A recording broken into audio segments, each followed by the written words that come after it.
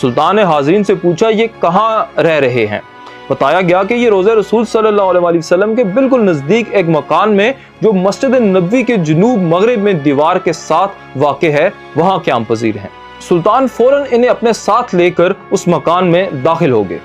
सुल्तान मकान में घूमते फिरते रहे। अचानक नए और कीमती सामान से भरे इस मकान में सुल्तान की नज़र फर्श पर बिछे एक चटाई पर पड़ी। इसको देखकर दोनों मराकशी बाशिंदों की हवाएं उड़ गईं। सुल्तान ने चटाई उठाई तो इसके नीचे एक ताज़ा खोदी गई सुरंग थी। सुल्तान ने गरज कर कहा कि अब भी सच न बोलोगे? इनके पास सच के सिवा और कुछ ना बचा था। उन्होंने एतराफ़ किया कि इनके हुक्मरान ने इन्हें बहुत सा माल और ज़र और साजो सामान देकर भेजा।